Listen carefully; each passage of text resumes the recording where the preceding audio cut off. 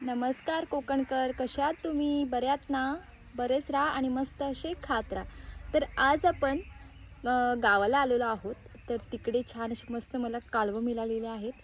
तर आज ती आपण भाजणार आहोत. ती भाजायची कशी ते आज आपण पाहणार आहोत. चला तर मग आपण आपल्या कालवं भाजायला सुरुवात करूया.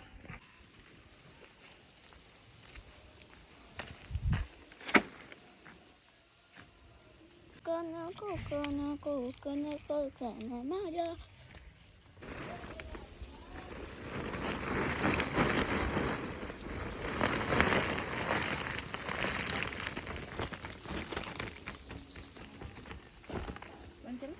कालवं आहेत. तर ती आज आपण पातेल्यामध्ये कशी भाजायची ते आज आपण पाहणार आहोत.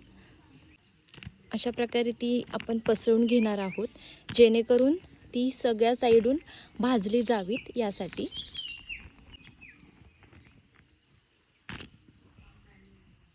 यामध्ये छोटे छोटे छान असे मस्त खेकडे सुद्धा आहेत. खेकड्यांची पिल्लं आहेत ही. कालवं छान अशी आपण मस्त अशी पसरवून घेतलेली आहेत.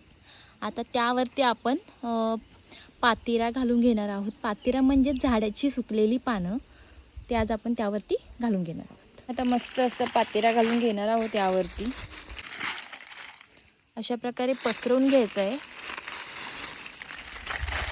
पूर्ण ही आपली जी कालवं आहेत ती पूर्ण कवर करून घ्यायचीत आपल्याला.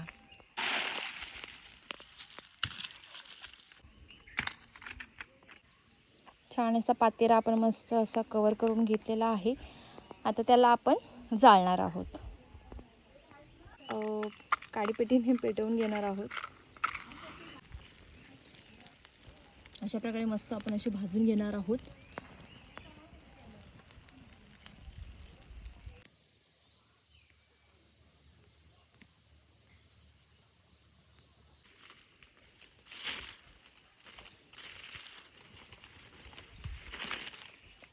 अशा प्रकारे आपण ह्या झाडाच्या फांद्या घेणार आहोत.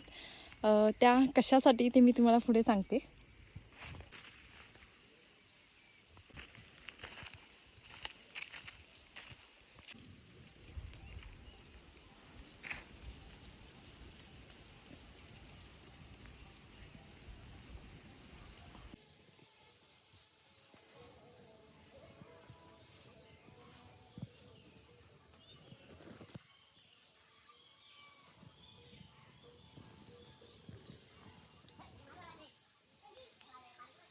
पूर्ण पातेरा पूर्ण जाळून घ्यायचा आहे. व छान अशी भाजलेली आहेत. वरचा पातेरा होता तेवढा सगळा जळून गेलेला आहे. आता आपण जे झाडाची फांद्या तोडल्या होत्या त्याच्याने आपण ते असे झाडणार आहोत. अशा प्रकारे आपण हे झाडून घेणार आहोत.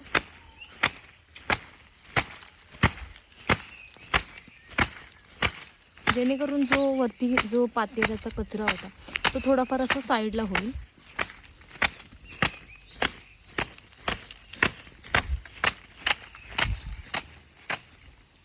बघा मस्त अशी आपली कालवं भाजलेली आहेत.